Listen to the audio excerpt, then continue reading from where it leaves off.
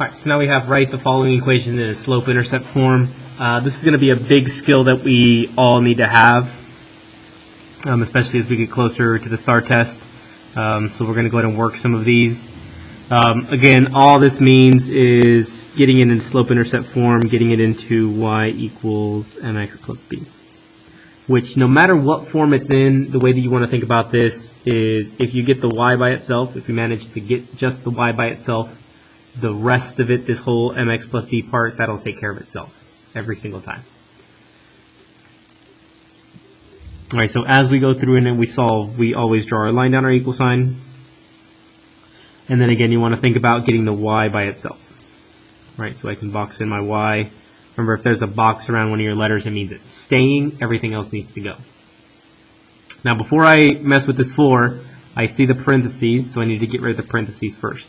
What I need to do then is I need to distribute, multiply it times that, and multiply it times that. Alright, so negative 1/4 times x, we just stick those two things together, so we get negative 1/4 x. Negative 1/4 times the negative or the minus sign sticks to this 12, so technically in our calculator we would type in negative 1/4 times negative 12. Again, you should have negative in front of the 1/4, negative in front of the 12. We multiply these two things together, and we should get positive 3. Okay?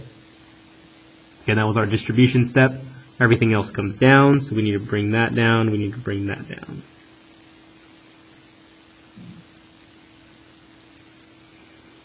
Alright, so now we have y minus 4 equals negative 1/4 x plus 3. Remember that after you distribute something, it goes away, so that 1/4 goes away.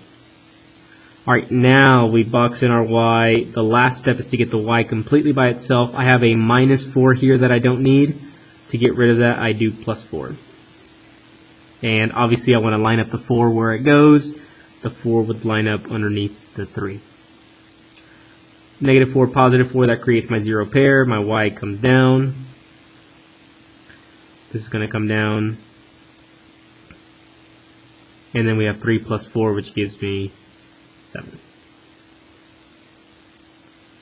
So there's my first equation. Y equals negative 1/4 x plus 7. We could even take this one step further and say, hey, my slope is negative 1/4.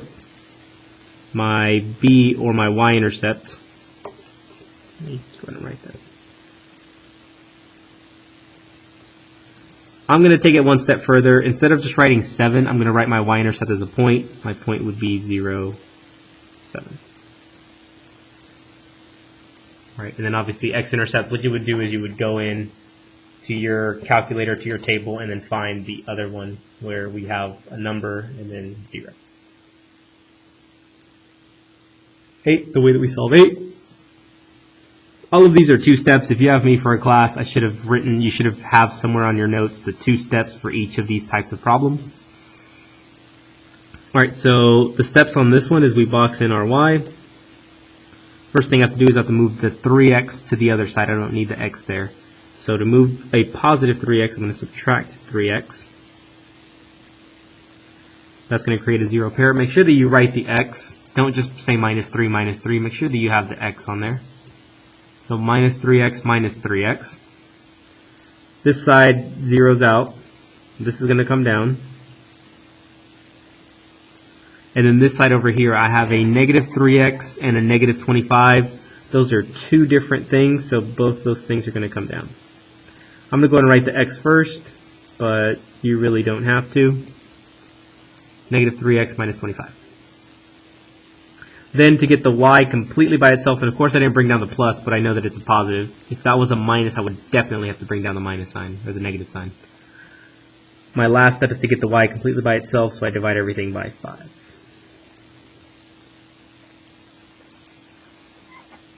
And of course make sure that you put it as negative 25. So 5 divided by 5 gives me a big 1. Technically the y comes down. Negative 3 over 5 gives me a fraction. It gives me, it gives me a decimal, gives me 0.6. Since we're talking about y equals mx plus b, and the m is my slope, I'm going to go ahead and leave it as a fraction. That fraction is going to be negative 3 over 5. And sorry, it gives you negative 0.6. I'm just going to go ahead and leave it as a fraction, negative 3 over 5x. And now I do this right here, negative 25 divided by 5, which is going to give me minus 5.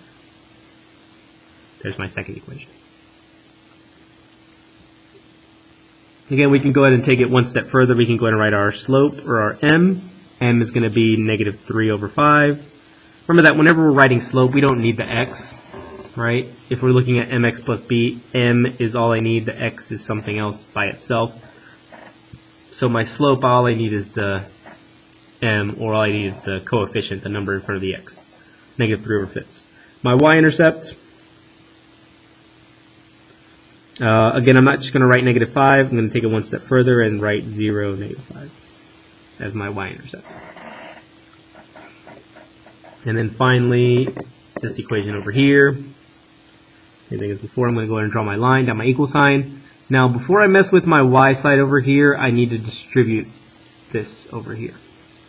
So I would distribute negative 1 times x, which gives me negative 1x. Negative 1 times a negative 3, which would give me positive 3. Everything else comes down.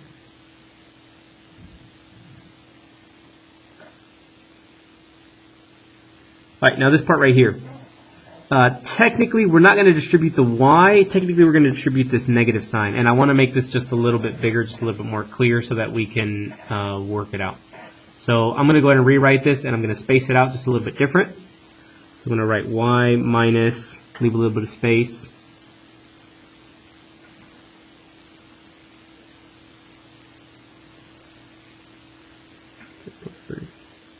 Alright, so there's my equation.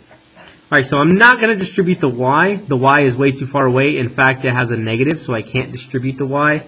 Technically, in algebra, they'll never write it in, but this is what I distribute. I distribute the negative 1.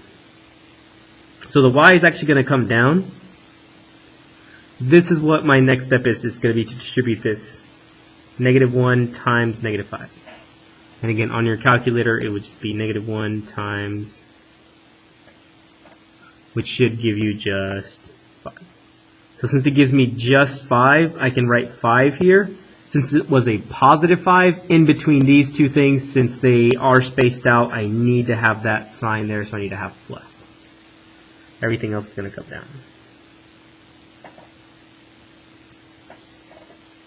Alright, so there's my equation so far.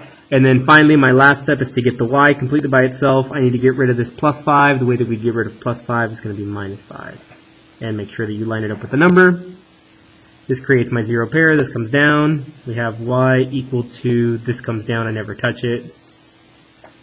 And then 3 minus 5 is going to give me negative 2. Alright, so my equation is going to be y equals negative 1x minus 2. Same thing as before. My slope is going to be negative 1. My y-intercept is going to be the point 0, comma, negative 2. Remember to make sure that you take it with the signs, so not just 2, but negative 2. Alright, so there's those 3 worked out. We can go ahead and flip it over to the back. Look a few of these. Number 10.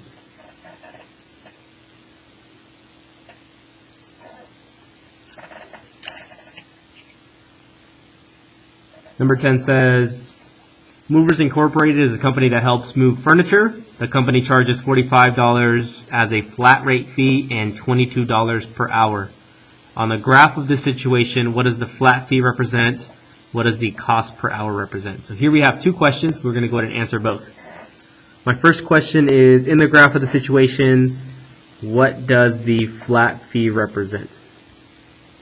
So let's go ahead and write out our equation first. If we're looking at an equation like this, it says a company charges $45 as a flat rate fee, and $22 per hour. That word per should stick out. That tells me that that's where the x is going to go. So as I'm writing my equation, we should have y equal to $22 per hour, or 22x, plus the flat rate fee. Usually when we talk about a flat rate fee, it's a one-time fee. So that would be 45. So in the first question, it says, what does the flat rate fee represent? In other words, what does this 45 plus 45 represent? Well, if I was graphing this, I would start my graph at 45, right? No matter how many hours or how much work this Movers Incorporated company puts in, they will never charge me less than 45 because 45 is what they charge me just right off the bat just for coming to my house and looking at my stuff, right? Even if they don't move anything, they're charging me 45 bucks. So for the first question, question number 1, we could write something like, what does the flat fee represent? It represents my, well, simply we can say my y-intercept.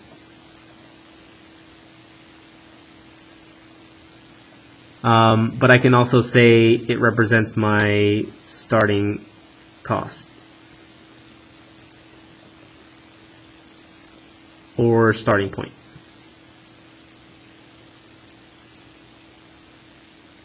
Right, something like that as well. My y-intercept or my starting cost / starting point. Right, from there, it would charge me $22 per hour, so every hour I'm increasing by 22. Right, at some point my graph would increase. At no point would my graph ever go down. At no point would my graph ever curve or do anything crazy. It would just keep increasing by $22 every hour. So my second question is, what does the cost per hour represent? So that right there, what does the cost per hour represent? So for question number 2, we could answer something like slope. Obviously, right? That cost per hour, that 22x, that 22 represents my slope. Again, if we do y equals mx plus b, obviously the m represents my slope. Right, that's the easy one. In a real world scenario, we can go a little bit further and we can say that that represents my rate of change. And in this particular example, we can say that that's the rate per hour of work.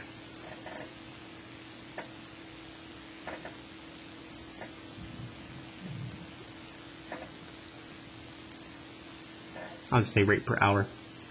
That represents my rate of change, or in this particular case, that represents my rate per hour, how much they charge me every single hour. They charge me $22 every single hour that they're there moving.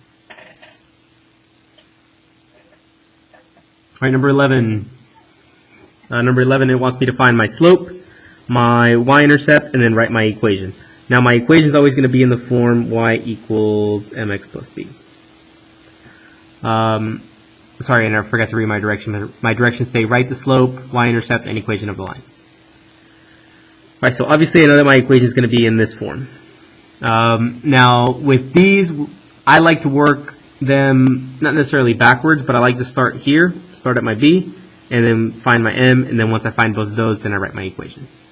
Okay, so we're going to go and start with our b, our y-intercept. So looking at our equation, we can always find our y-intercept just by looking up and down on our y-axis. It looks like it crosses my y-axis here at -2.